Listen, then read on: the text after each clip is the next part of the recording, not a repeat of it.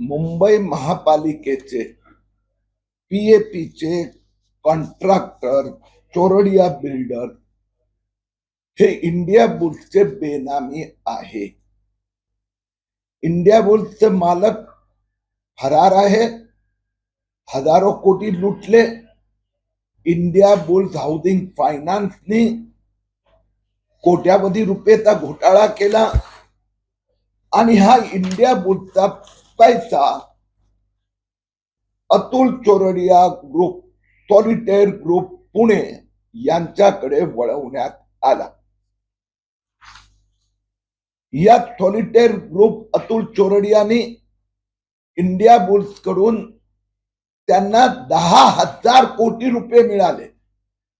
काही डिबेंचर, काही कर्ज, लोन, आणि हा पैसा त्यांनी मुंबईचे पीएपी प्रोजेक्ट प्रकल्पग्रस्त बाधितांसाठी घर यांच्यासाठी जुहूची जमीन त्यांनी या पैशातून घेतली, मुलुंडची जमीन या पैशातून घेतली। इक्बाल चहल महापालिका आयुक्त आणि माननीय सन्माननीय उद्धव ठाकरे साहेबांनी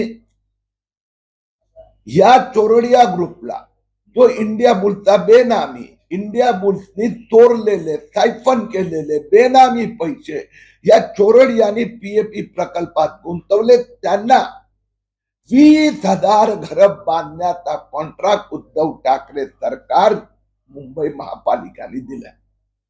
20,000 कोटीचा घोटाळा।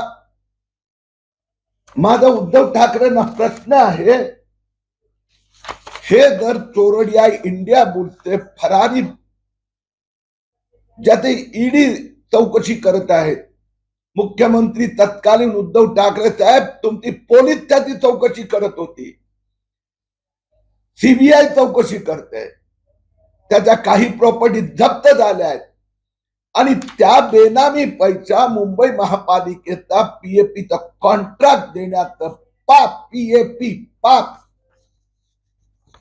इक्बाल चहल आणि उद्धव ठाकरे सरकारने केले आहे। जी मुलुंडची जमीन आहे ते हॉनेस्ट वास्तू निर्माण चोरडिया ग्रुपची आणखीन एक बोगस कंपनी त्याच्या नावाने घेतली। जो लॉर्ड परेलचा रॉयल पलाइस रॉयल हा जो प्रकल्प, त्यात 1000हून अधिक कोटी रुपयेचा घोटाळा झालाय। त्यात इंडिया बुल्सनी पैसे दिले ते आणि इथे वापरले।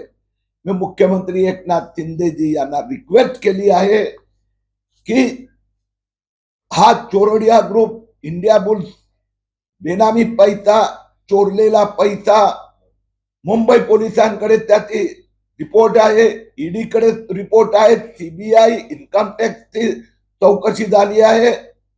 तर या चोरडिया बिल्डर्स ग्रुपची त्यांचं जिथे जिथे गुंतवणूक केली आहे आणि मुंबई महापालिका पीएपी प्रोजेक्टच्या चौकशीचे आदेश द्यावे।